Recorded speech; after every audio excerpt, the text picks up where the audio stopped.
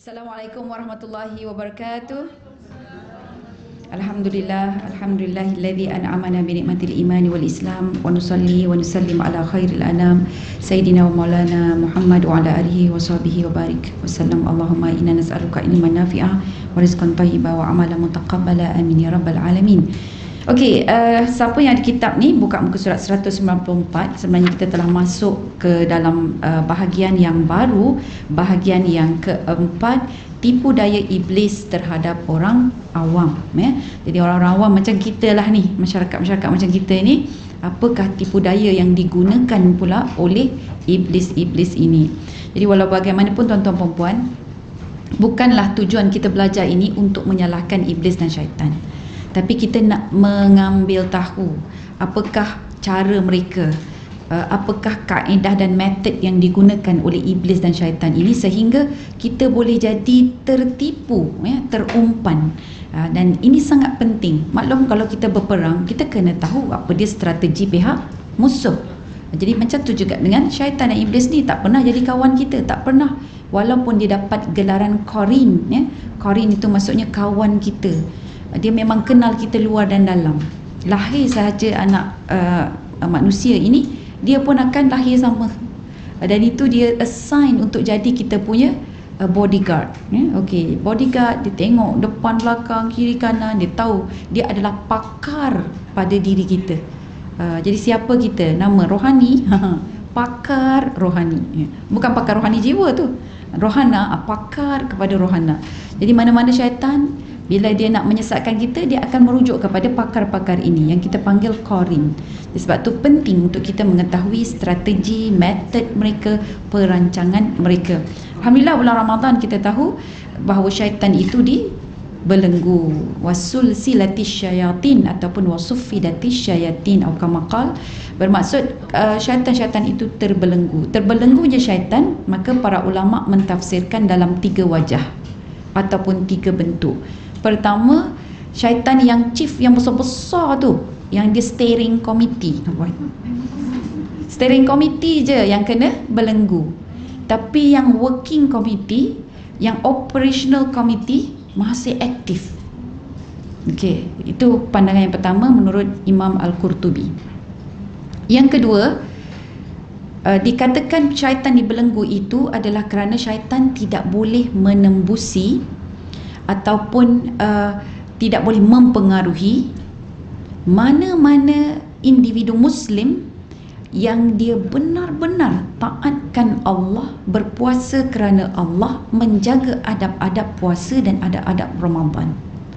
Jadi siapa-siapa yang betul-betul dia berusaha untuk beribadah dalam bulan Ramadan ini, menyempurnakan dia punya ibadah, kemudian dia humble, dia betul-betul serahkan diri pada Allah, syaitan tak boleh nak tembus, tak boleh.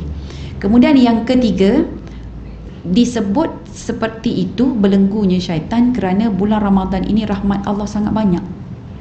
Jadi melimpah ruahnya rahmat Allah sampai benda-benda yang buruk ni orang tak berapa minat. Yang minat semua pada kebaikan. Saya tadi melangkah masuk, Kak Salwa dah siap cakap dah pasal tadarus kan. Itu pasal kumpulan tadarus, setiap lagi SOP. Rasa susah ni nak buat masa COVID-19, nak buat tadarus, tapi tetap nak buat juga, betul tak? Sebab kita punya hati kita itu bagi ditarik je kan, ditarik, diruntun, dan kita tak pandang SOP itu masalah, betul tak? Kita akan cuba berusaha untuk mematuhinya selama mana kita mampu untuk mendekatkan diri kita dengan Al-Quran. Jadi tuan-tuan puan-puan, jangan kira benda ini Allah tak pandang. Allah akan pandang kita dengan SOP-nya, dengan berbalutlah muka kan, dengan setiap kali tadah aja kepala kita, dahi kita tu kan. Sekarang dia sujudnya kedua dah. Sebelum kita sujud ke tempat sujud kita tu, pergi tadah ke temperature juga dulu kan, ke tempat suhu. Jadi itulah tuan-tuan puan-puan, itu benda yang biasa, norma baru, dan subhanallah, ia tidak pernah melemahkan semangat kita. Okey, baik, kita masuk pula, kita nak tengok yang ini, bagaimana iblis, belitan iblis ini dia jalankan kerja strategi dia kepada orang-orang awam, iaitulah sebagaimana kita semua. Dan ini merupakan bahagian second last, bahagian yang keempat sebelum kita masuk bahagian yang terakhir, bahagian yang kelima. Okey, 194 mendahulukan akal daripada ulama. Jadi orang-orang awam ada kecenderungan untuk menggunakan logik akal dia ataupun dia punya reason, alasan-alasan dia berbanding daripada kata-kata panduan hikmah daripada para ulama. Berkata Imam Al-Jauzi, ini Imam Al-Jauzi, dia pengalaman dia sendiri, dia ceritakan kepada kita semua.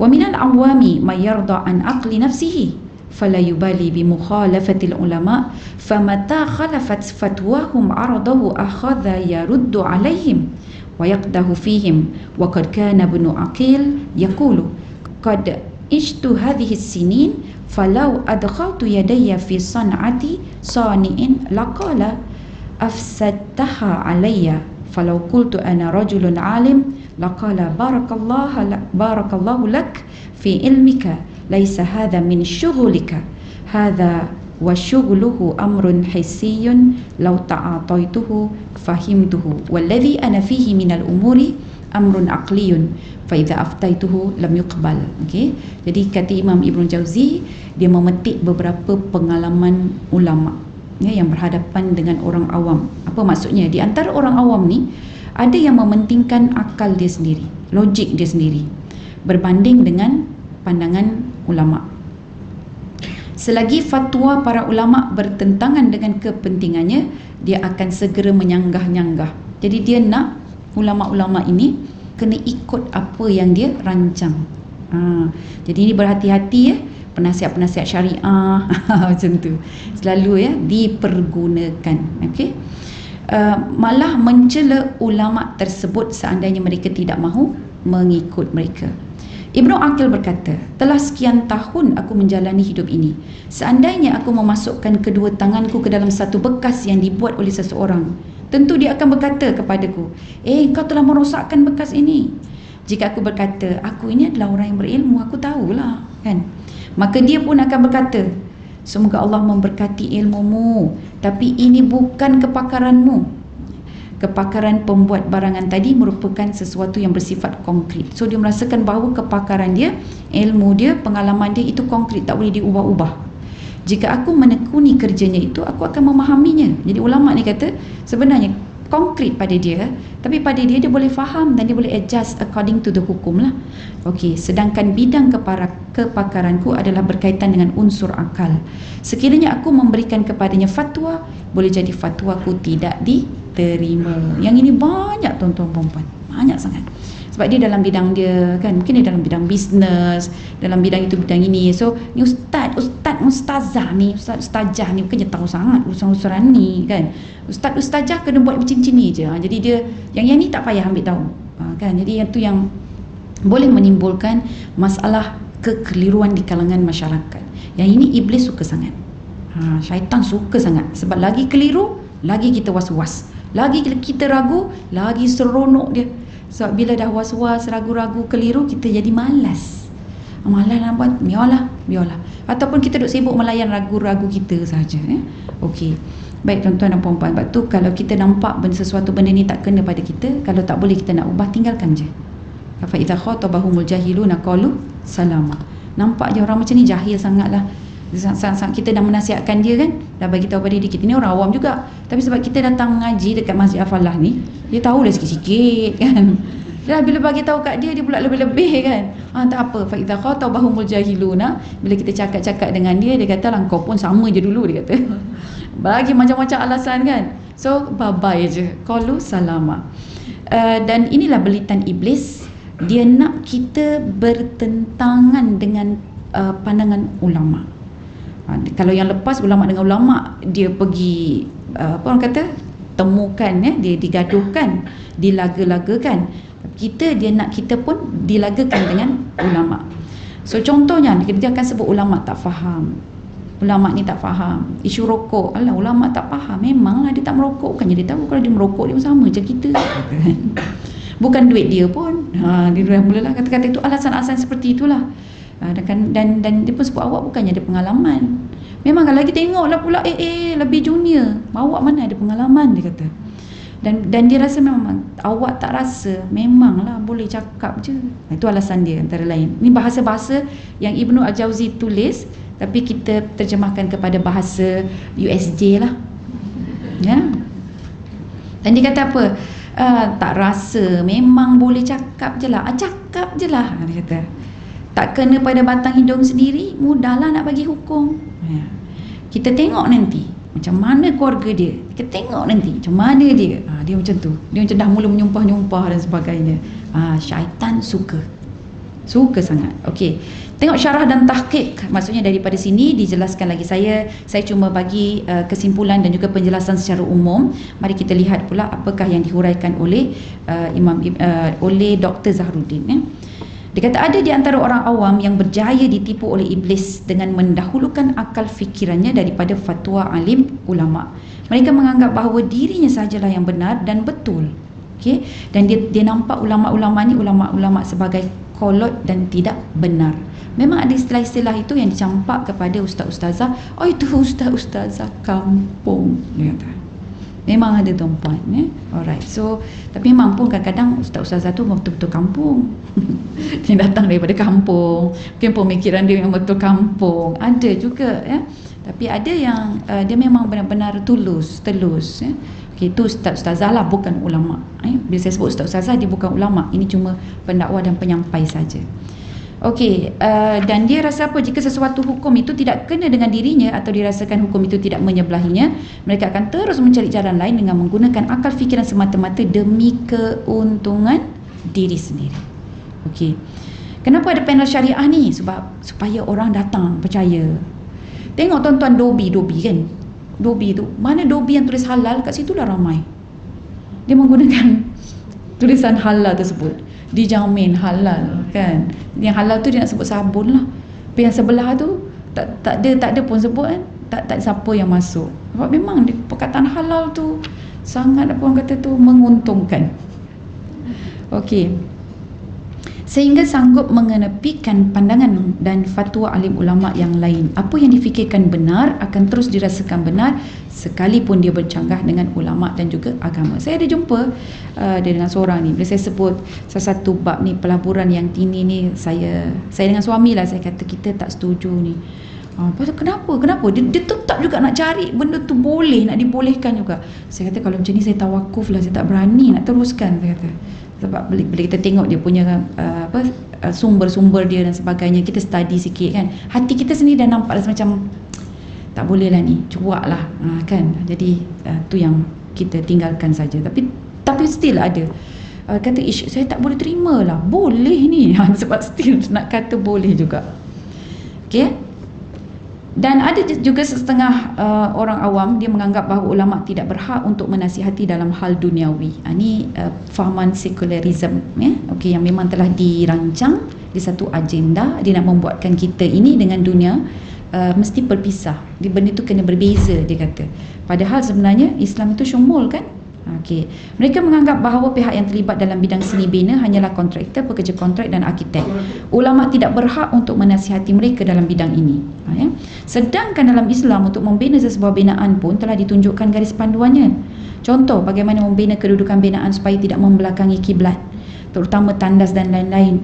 Islam juga telah menggariskan panduan dalam bekerja supaya tidak berlaku sikap yang tidak diingini seperti pecah amanah dan tidak jujur. Mereka yang tidak menerima pandangan agama dalam urusan dunianya, dia tidak sedar bahawa sedikit demi sedikit mereka sebenarnya sedang memisahkan urusan agama dengan dunia. Maka ini adalah tipu daya iblis yang besar terhadap orang awam. Jadi dia pisahkan dunia dengan agama kita, dengan akhirat kita. Sedangkan dunia ini, tuan-puan, adalah jambatan pergi ke akhirat. Kalau kita tak sampai kat dunia ini, mustahil kita tak boleh nak sampai ke akhirat. Kita ini kan manusia yang ditaklifkan, yang ada tanggungjawab. Hatta anak, baby dan sebagainya pun dia datang dulu ke alam dunia ini melalui alam rahim. Kalau gugur dia, kita akan jumpalah dekat akhirat kelak. Jadi tapi dunia ini adalah jambatannya. Sebab tu kita sangat terhutang budi dengan Allah Subhanahu Wa Taala. Terhutang budinya dengan kita kerana Allah bagi peluang pada kita. Bila kita hidup, kita boleh ada harapan untuk pergi ke syurga. Jadi itu peluang yang sangat tinggi. Kita tak tahu apa keadaan di alam roh, ya. Tapi itulah takdir Allah yang menentukan kita ini dapat sampai ke dunia. Cuma kena usahalah. Dah dapat dah syurga, tawaran syurga tu, tapi tak nak usaha, nak lenggang kaki, lenggang kangkung je tak dapat lah, kan. Okey, jadi untuk itu tuan-tuan perempuan, mari kita semak sikit ciri-ciri Islam. Ciri-ciri Islam tak ada di sini, tapi sengaja saya sediakan supaya kita lebih kuat, lebih mencintai dan kita lebih respect pasal Islam ni. So once kita tahu ciri-ciri Islam, jadi kita tahu Islam ini apa, kenapa nak memperjuangkan sampai macam tu sekali. Baik, ciri-ciri Islam ini ada 7. Jadi, yang pertama kita panggil syumul. Itu yang kita sebut tadi. Alright ya. Syumul maksudnya mencakupi keseluruhan. Dia sempurna, mencakupi segala aspek. So kalaulah ada ajaran Islam yang dia kata, oh dalam bidang bisnes, sorry tak ada dalam Islam sorry benda ni tidak ada perbincangan dalam Islam, tu benda barulah dia kata. So maksudnya itu bukan the real Islam. Kalau Islam itu dia evergreen dan dia mencakupi seluruh urusan manusia. Yang namanya urusan manusia, mesti ada hukum hakam, mesti ada keputusan dan prinsip-prinsip dalam Islam. Okey, dia punya rujukan daripada surah An-Nahl ayat ke-89. Ini Allah yang sebut sendiri Islam itu ada ciri apa. Sebab Islam ni datang dari Allah. Allah cipta agama ni kan, Islam. Allah cipta kita, takkan Allah tak tahu kot Islam tu sesuai untuk orang yang pelbagai agama ke, kan? Takkan Islam tu sesuai untuk kita je, kan? Aslim taslam, kamu terima Islam, kamu akan selamat. Okey, yang kedua, ciri-ciri Islam ini adalah Rabbani.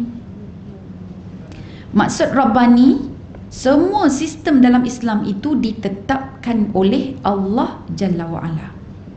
Allah yang tetapkan, Allah yang tentukan. Okey, bukan manusia tetapkan.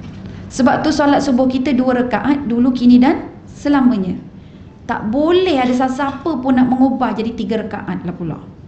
Nak tambah. Allahu Akbar. Ya Allah, consider lah. Kita bangun awal dah ni. Tak ada, buat je reject. Tak sah. Okay, sebab Allah yang tentukan. Sama ibadah puasa dalam bulan Ramadan. Kita lah pula gatal kata, Covid ni masih Covid, kita tundalah nanti lepas raya haji, kita katakan. Kita tunda pada Muharram. Tak boleh, itu Allah punya. Okey. Jadi boleh rujuk Az-Zumar ayat 2 hingga ayat 3. Jadi Allah sebut agama yang bersih ini adalah milik Allah. Jadi dia sebut tu Islam tu milik Allah tu. Kita cuma menjalankan aja apa yang Allah nak. Yang ketiga, dipanggil sebagai As-Sabat wal Murunah. As-Sabat ya sa bisa, As-Sabat wal Murunah. Ya, wal Murunah. Okey. Sabat ni maksudnya tetap. Al-Murunah maksudnya fleksibel. Sabat wal Murunah. As-Sabat wal Murunah. Dia tetap dan dia juga fleksibel. Macam mana boleh tetap, boleh fleksibel? Dia ada terbahagi pada 2. Perkara-perkara yang asas, perkara-perkara yang pokok memang sabat. Contoh, solat itu wajib. Itu perkara pokok, wajib lah. Dengan hukum yang wajib, maka dia wajib. Tapi cara pelaksanaannya adalah murunah. Maksudnya dia ikut keadaan. Mungkin kita kena solat dalam keadaan duduk sebab sakit, tapi solat tetap solat. Mungkin kita solat dalam kapal terbang, ada cara dia.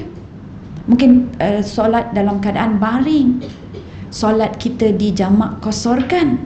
Jadi dia punya perjalanan ataupun enforcement itu kemungkinan dia berubah, dia fleksibel. So siapa yang bermusafir, solat dia yang 5 tadi jadi 3, macam berubah kan? Tapi tak berubah, dia still lagi tetap. Jadi kewajipan itu tetap kita jalankan, cuma cara dia itu berbeza. Begitu juga dengan tutup aurat. Tutup aurat itu wajib. Cara nak tutup aurat terpulang, dia fleksibel. Nak pakai purdah, nak pakai baju kurung, nak pakai jubah kan, nak pakai baju kelawar, tak apa, pakailah. Maskot, dia orang nak pakai maskot kan, boleh, yang penting tutup aurat. Okey. Baik, itu yang ketiga. Kita pergi ke 4. Yang keempat, ciri-ciri Islam ini dia adalah waqi'iyah. Waqi'iyah, ya, waqi'iyah ni maksudnya realistik. waqi'. Orang kadang sebut waqi' dengan ain. Waqi'iyah, realistic. Okey, as-sabat wal murunah tadi, sorry, ulang ni pergi reverse balik. Surah Al-Baqarah ayat 286. Surah Al-Baqarah ayat yang paling akhir sekali, 286. Firmanullah, a'udzubillahi minasyaitanir rajim, la yukallifullahu nafsan illa wus'aha. Jadi maksudnya bila Allah tetapkan sesuatu hukum tu, Allah tak akan membebankan kita kecuali kita mampu untuk buat. Okey, waqi'iyah, realistik. Surah An-Nahl ayat 71. Realistik. Jadi kalau dalam Islam kita percaya pada qada dan qadar, begitu juga dengan rezeki adalah ketetapan daripada Allah, betul kan? Jadi Allah yang mengurniakan rezeki dia. Tapi kalau kita tengok dalam masyarakat, ada yang miskin, ada yang kaya, Allah ni tak pandai bagi sama rata ke? Kita katakan tidak. Allah tahu kerana apa? Kerana Allah lebihkan setengah manusia ini kerana dia mempunyai keupayaan yang berbeza. Kalaulah agak-agak kita tengok orang yang okay, contohnya gelandangan, dia dapat 5 juta, cukup ke tak cukup? 5 juta pada dia cukup lepas tu apa jadi pada duit tu?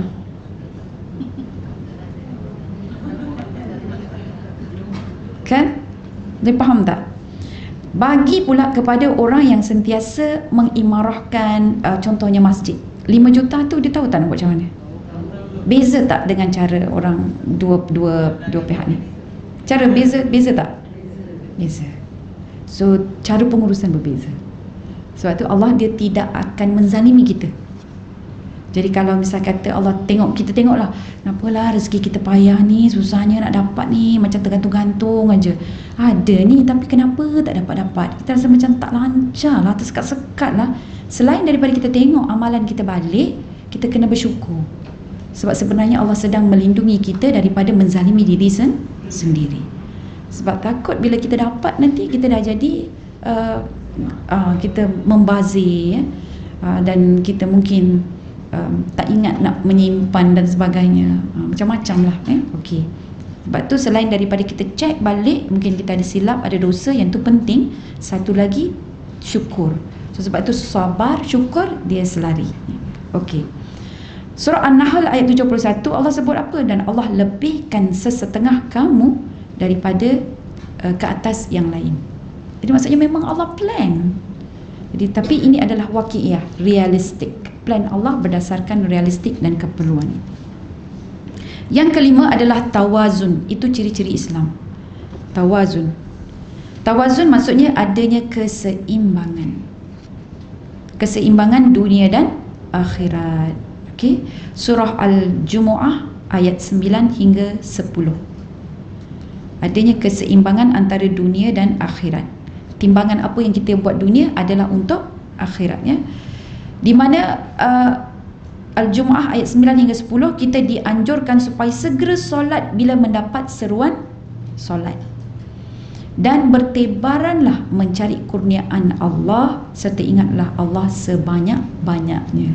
Jadi maksudnya Allah arahkan kita segera pergi solat. Kalau solat Jumaat tu mana boleh tunggu lagi, tak dapatlah peluang dapat pahala Jumaat kan.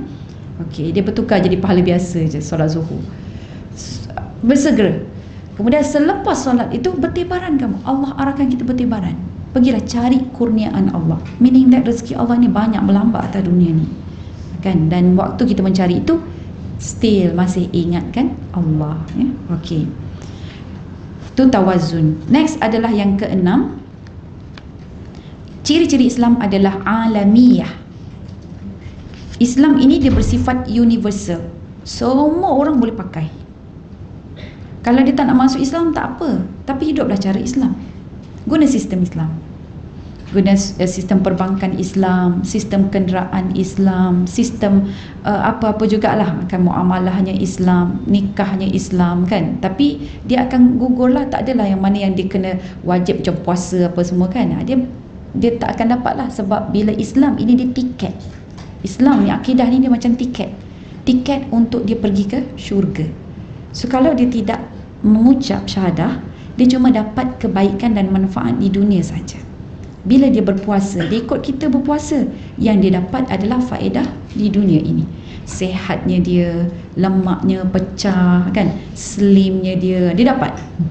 Tapi tiket untuk ke syurga tak dapat, sebab yang tu dia tak ada. Ya, okey. Sebab itulah nak dapatkan tiket ini,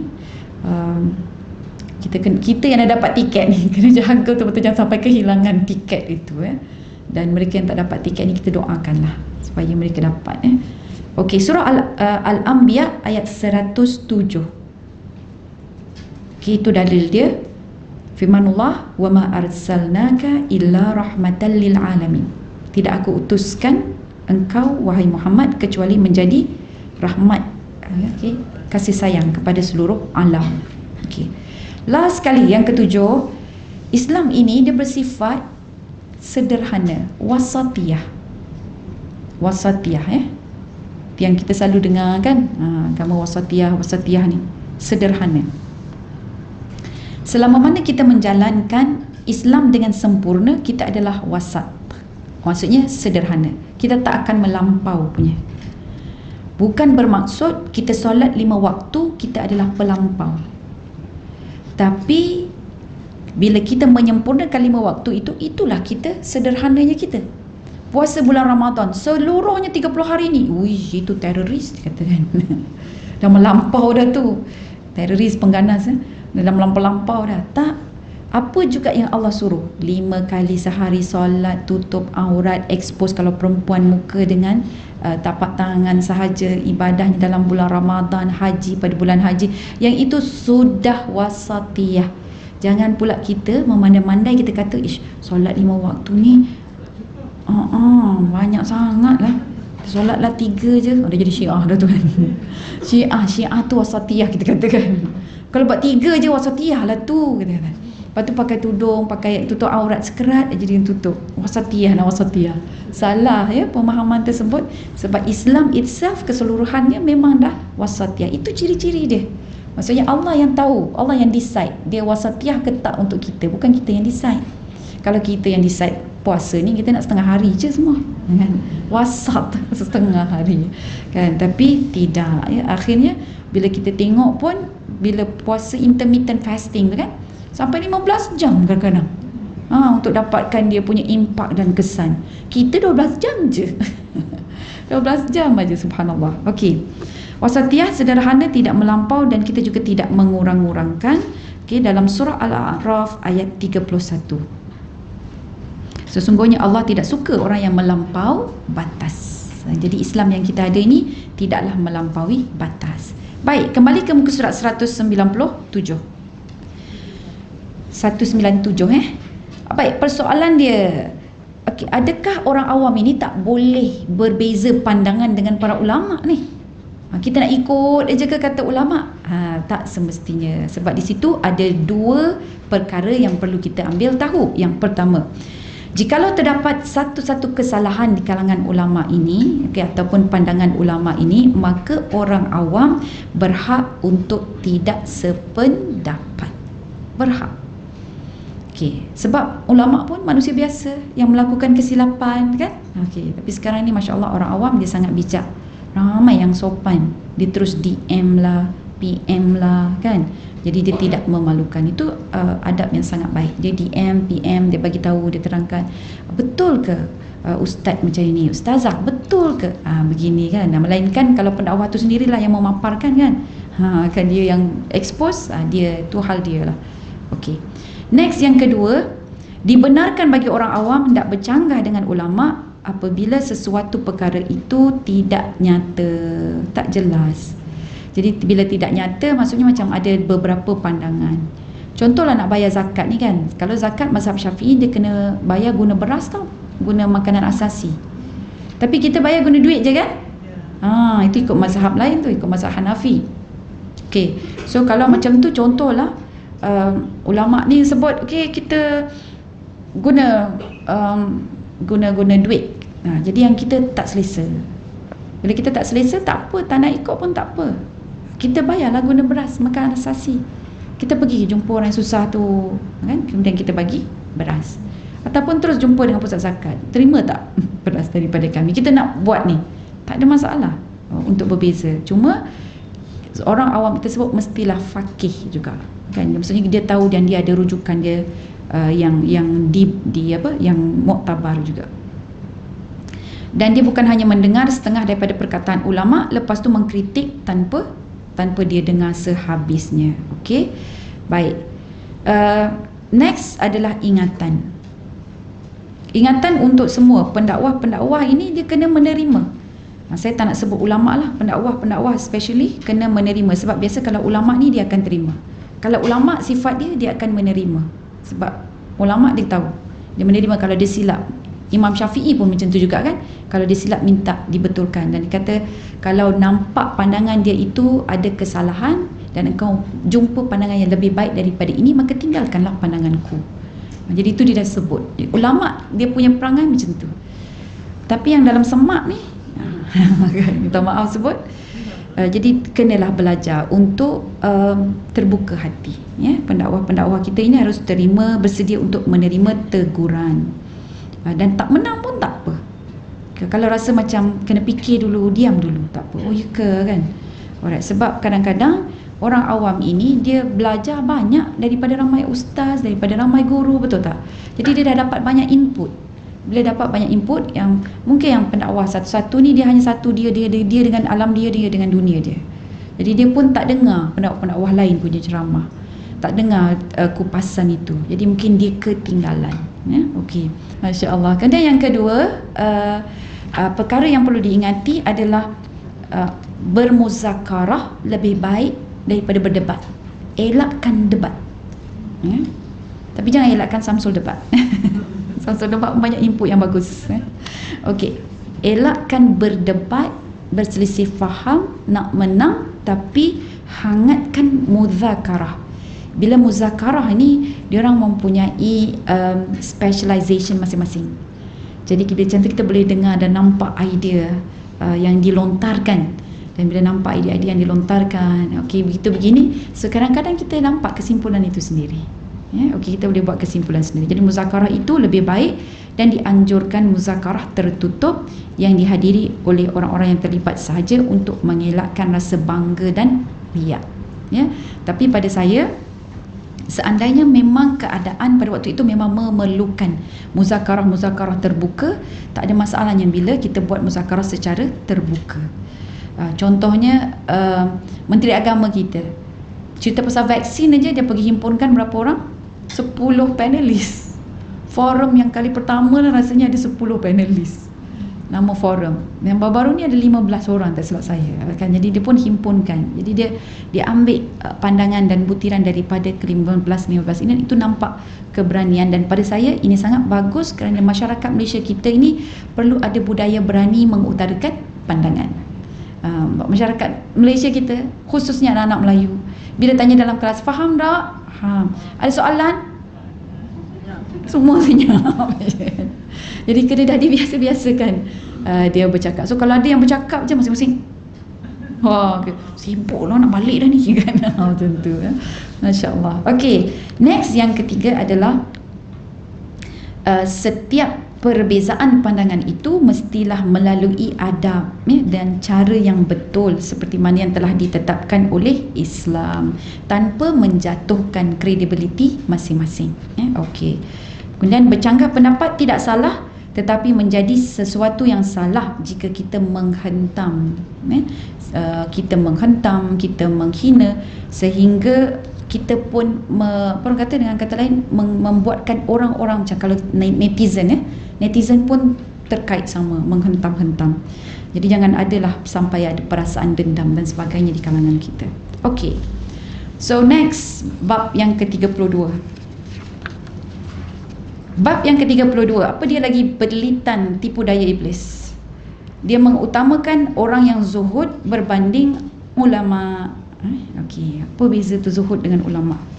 Kita tengok Imam Al-Jauzi mengatakan, wa bin talbisihi alaihim taqdimuhum al-mutazahidina 'ala al-ulama falau ra'au jubbata sufin 'ala ajhalin nas azzamuhu khususan idza taqta'a ra'sahu wa takhsha'u lahum wa yaquluna aina hadha min fulanil alim dhaka talibud dunya wa hadza zahidul la ya'kulu 'inabatan wala ratbah wala yatazawwaj qad jahlan minhum bi fadlil ilmi 'ala zahidi wa ithara lil mutazahidin 'ala syari'ati Muhammad ibn Abdullah sallallahu alaihi wasallam wa min ni'matillahi subhanahu wa ta'ala ala haula'i annahum lam yudriku Rasulullah sallallahu alaihi wasallam id law ra'awhu yukthiru at-tazwiji wa yastafa as-sabaya wa ya'kulu lahma ad-dajaj wa yuhibbul halwa wal 'asal lam yu'azzim fi sudurihim.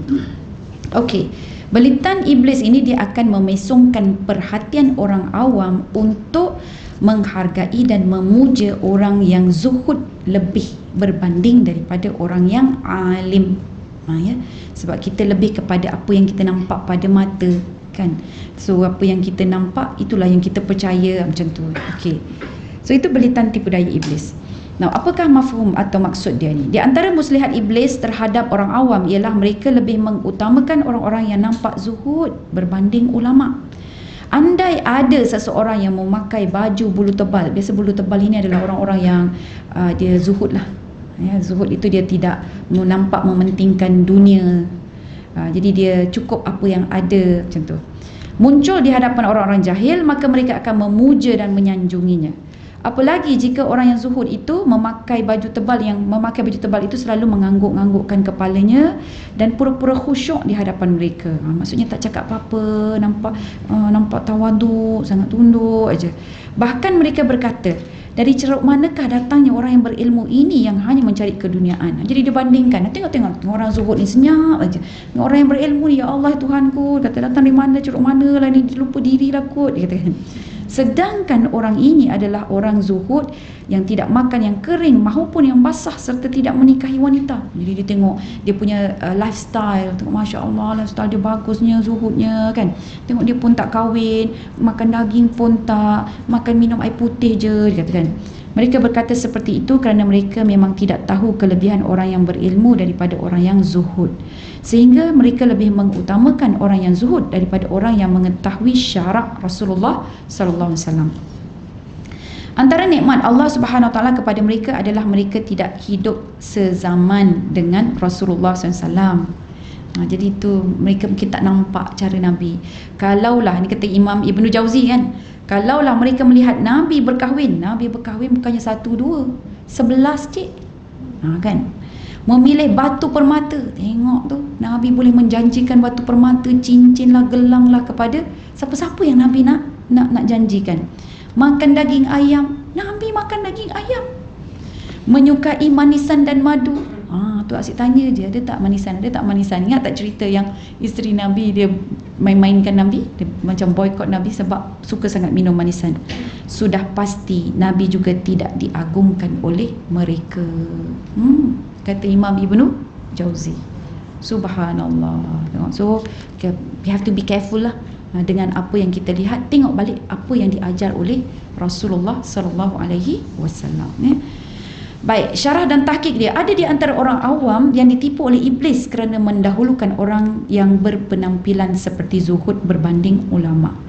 Orang awam juga mudah tertipu pada seseorang yang berjubah, berkopiah dan berserban tanpa mengetahui hakikat sebenar peribadi seseorang itu. Orang yang nak buat baik, kan, kalau kita tengok yang pelaku salah tu, kan, orang dia panggil lah, orang yang tertuduh, orang kena tuduh tu, kan, tiba-tiba dia pakai kopiah, sebelum tak pakai kopiah. Dah pakai kopiah dah pula, alamak. Kita kata kesiannya orang Islam, kan. So jangan mudah tertipu dengan penampilan, ya. Yang kedua, seseorang yang berpakaian seperti orang zuhud tidak semestinya dia zuhud. Ada kalanya dia hanya bermuka-muka untuk mendapatkan sanjungan dan pujian daripada orang lain. Nilai zuhud yang sebenar bukanlah pada pakaian semata-mata, tetapi ia terletak pada hati dan budi, ya, dia punya akhlak. Pada zaman Ibnu Al-Jauzi, ni Imam Ibnu Jauzi ni mesti dah nampak dah, sebab tu dia cerita pada kita. Ramai daripada kalangan orang zuhud yang hanya tahu berzikir semata-mata. Mereka terlampau sibuk dengan zikir-zikir mereka tetapi mengabaikan tuntutan menuntut ilmu. Sibuk berzikir, nafkah isteri, anak terbiar. Okey. Sedangkan Allah Subhanahu Wa Taala lebih mengutamakan orang yang menuntut ilmu berbanding ahli ibadah. Ahli ibadah yang melaksanakan ibadah tanpa ilmu akan nampak dengan jelas ketiadaan ilmunya. Kita ini bila ada ilmu tidak mengamalkannya. Al-ilmu bila amalin kasyajari bila samarin. Ilmu yang tidak diamalkan, dia macam pokok yang tak ada buah. So, tapi bolehlah juga tempat berteduh kan. Kalau dah ada tempat teduh lain, tebang je pokok tu. Tapi orang yang beribadah tanpa ada ilmu, maka ibadah itu boleh jadi padah pada dia. Akan jadi padah balik. Sebab dia melakukan apa yang Allah mahu tanpa ada pengetahuan. Pernah kan saya cerita seorang abid dengan seorang alim yang dia solat. Abid itu solat. Dia solat, dia nampak tikus tu keluar masuk, geram dia. Dia rasa macam mengacau je. Dia pergi hempuk tikus tu, mati tikus tu. Kan ada saya cerita tak? Oh belum Oh okey, kita cerita pasal tikus ada. Dia pergi hempuk tikus tu, mati tikus tu. Bila mati tikus tu, dia tengok, dia kata, ya Allah, apa salah tikus ni? Dia keluar masuk, mungkin itu cara dia berzikir. Mungkin itu cara dia menemani dia dan menyaksikan tantang dia besok di akhirat. Dia akan jadi saksi atas ibadahnya dia ini. Menangis dia. Dia menyesali perbuatan dia. Dia telah menzalimi makhluk Allah yang kecil daripada dia. Jadi dia simpan tikus itu sampai kering. Dan bila dah kering, dia pergi sangkut dekat rantai dan dia pakai nak mengingatkan diri dia. Bila dia pakai, dia sembahyang semua dengan bangkai. Orang yang berilmu dia tahu dah, gelak dah tu. Jadi sembahyanglah puluhan tahun sembahyang. Bila dah sembahyang kan, jadilah benda tu mungkin dijaga ke macam mana boleh jadi ni kan. Dia masukkan dalam gelas berkaca ke apa ke, dia bawa bila dah sembahyang. Dan kemudian satu masa ada seorang alim, Allah nak selamatkan dia, solat sebelah dia. Solat sebelah dia, jadi yang alim ni bagi salam, lepas tu pandang dia. Lepas tu dia tanya, apa yang ada di lehermu itu? Apa yang kau kalungkan di lehermu? Abid ni pun bagi tahu pada dia. Cerita-cerita tu lah yang pasal dia hempuk lah, dia punya penyesalan dia lah. Jadi dia simpan, dia mengingatkan diri dia ini kan, bahawa diri dia itu zalim. Maka solat dia, ibadah dia bertambah khusyuk. Jadi alim ni dia pun terkejut. Dia cakap, tahukah engkau sahabatku, puluhan tahun selama mana engkau memakai kalung tikus tersebut, solat engkau tidak sah.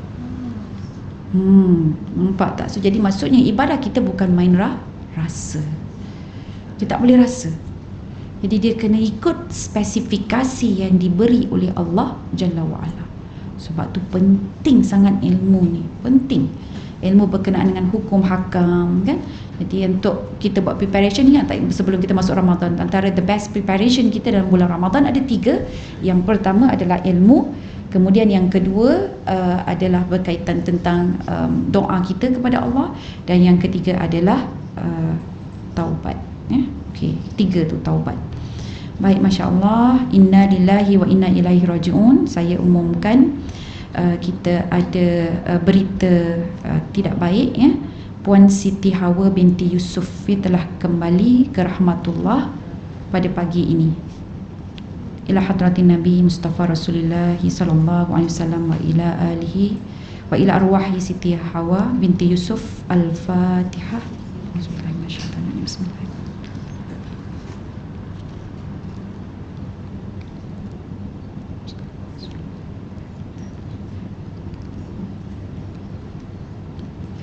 Allahumma ighfir laha warhamha wa'afiha wa'fu anha. Allahumma ighfir laha warhamha wa'afiha wa'fu anha. Allahumma ighfir laha warhamha wa'afiha ya Allah wa'fu anha.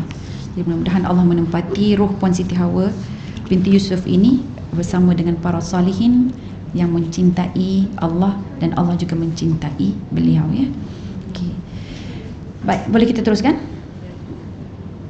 Jadi itu adalah kisah ya, bagaimana berbezanya ibadah orang yang berilmu dengan ibadah orang yang tidak ada ilmu. Jadi ilmu itu penting untuk menentukan ibadah kita diterima oleh Allah ataupun tidak. Kita ni puasa tuan-puan, kaum-kaum lain pun berpuasa juga. Orang India, Hindu, agama Hindu berpuasa, Buddha pun berpuasa juga, betul tak? Dan bila kita jumpa diorang, dia pun kata, oh saya berpuasa, yang Hindu ni kata, kita akan terus nampak, dia baiklah dengan Tuhan dia kan, dia rapatlah dengan Tuhan dia, betul tak? Kita akan rasa perasaan macam tu, bagusnya dia ini memang mutadayyin agama dia lah, dia berpegang kepada agama dia. Tapi apa beza kita dengan dia? Kita pun nak rapat dengan Allah Beza puasa kita dengan puasa agama lain, saya tak sebut intermittent fasting tu okay, yang puasa daripada agama lain adalah, puasa agama lain dia mengikut budi bicara mereka, tetapi puasa kita rukunnya, syarat sah dia, wajib dia datang daripada Allah. Allah yang tentukan. Jangan nak pandai-pandai puasa malam puasa kita siang aja Kak. Jangan pandai-pandai pula niat nanti nak zuhur. Niat kita malam tu Kak. Lepas tu puasa kita adalah menahan kan. Jangan pula nak kata, saya puasa hari ni tapi saya puasa makan aja, tapi saya minum. Jangan bega-bega ibadah kita sendiri Sebab itulah syukur sangat Islam ni Allah sebut dia, ciri-ciri dia tu syumul kan, Rabbani, ciri dia tu datang daripada Allah Okey. Baik, next adalah kita lihat juga, ada yang menganggap orang yang zuhud hanya perlu makan kurma, tidak berkahwin dan tidak bergaul dengan masyarakat. Maksudnya diasingkan diri dengan masyarakat Sedangkan zuhud yang sebenar tidak dinilai dengan semua itu. Rasulullah SAW sendiri berkahwin, makan daging dan juga menyukai manisan seperti madu. Oleh itu sebagai orang awam tidak seharusnya terpengaruh dengan seseorang dari segi penampilan sahaja. Akan tetapi lebih baik jika menilai seseorang dari segi ilmunya sebelum menilai dari segi pakaiannya, kerana pakaian tidak melambangkan seseorang itu berilmu. Saya tambah sikit, ilmu dan akhlak. Kalau orang ada ilmu tak ada akhlak pun tak guna Sebab dia ilmu dia itu mungkin ada ilmu niat-niat dia yang tertentulah. Sebagai orang awam juga, satu permasalahan haruslah dirujuk kepada alim ulama berbanding ahli ibadah. Yang ni saya ada pernah sebut yang lepas, sebab actually yang kita panggil ustaz-ustaz ini pun tak semua ustaz dia tahu pelbagai bidang, sebab mereka telah dipisah-pisahkan bidang mereka. Bidang Al-Quran sebagai contoh, dia tak berapa biasa dengan bidang hukum hakam. Yang bidang hukum hakam pun tak biasa pula dengan sejarah dan sebagainya Jadi sebab tu sangat elok yang kalau ada muzakarah tu, kerana sistem hari ini dia akan sebab dia dah pisah-pisahkan, maka bila kita nak dapatkan keputusan yang baik, muzakarah itu akan menyatukan mereka bersama. Okey. Jadi orang awam yang lebih mengutamakan orang yang zuhud berbanding alim ulama sebenarnya sudah tertipu dengan bisikan iblis. Okey. So jadi solusi dia, kalau kita ada sesuatu masalah, prioriti dia refer kepada ulama. Dan bila dah dapat ulama, kalau let's say kita pun tak pasti ulama mana, bolehlah refer pada pendakwah. Tapi tengok dulu latar belakang pendakwah tu apa. Lepas tu kalau rasa macam cuak, boleh tabayyun. Tabayyun tu maksudnya kita double check. Kita double check dan daripada situ kita pun terus minta mohonlah daripada Allah, tunjukkan pada kebenaran dan cenderung kecondongan hati kita itu ke mana. Sebab kalau dah dapat 2-3 pandangan tu kadang-kadang pening juga, betul tak? Banyak orang forward video-video ni macam-macam lah. Yang ini kata itu, yang itu kata ini kan. Itu pula lama pening sendiri, yang mana satu ni. Saya kawan saya baru-baru ni dah forward kan, Allah tolonglah, dia kata macam mana ni, kata saya dah buat dah selama ini ibadah macam ni tidak diterima ke, adakah ini tidak dikira sebagai ibadah yang ini. Saya kata tak apa, berpeganglah pada apa yang kita belajar dulu, saya kata. Jadi yang ini pun dia sekarang ni dia, saya kata makam dia tinggi kot. Saya tak sebut isu dia sebab saya sebut isu je orang tahu. Saya kata mana makam dia tinggi kot, saya kata. Jadi tapi tak apa, kita berpegang pada yang sedia ada. Dan tengok Rasulullah SAW pun memang dia melakukan begini. So jadi ikutlah kadang fatwa hati kita pada yang mana. Masya Allah. Alright, so sahabat-sahabat ni muliakan, Alhamdulillah, terima kasih. Rasanya setakat itu sahaja. Bab 33 kita akan sambung selepas ini. Jadi saya nak cerita sikit. Tadi yang Kak Salwa nak cakap tak habis tu, sepatutnya saya pergi Syria besok. Dan Kak Salwa siap-siap dah nak buat kutipan Jadi so tak jadilah, simpanlah balik kan.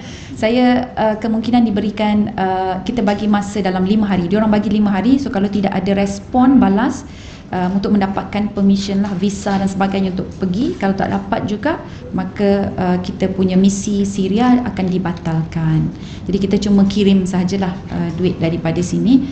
Walau bagaimanapun, itulah kita doakanlah sahabat-sahabat kita di Syria dan sebagainya. Saya mohon ampun dan maaf atas segala kekurangan. Selamat berpuasa, beribadah dan selamat berbuka puasa. Wabillahi taufiq wal hidayah. Wassalamualaikum warahmatullahi wabarakatuh.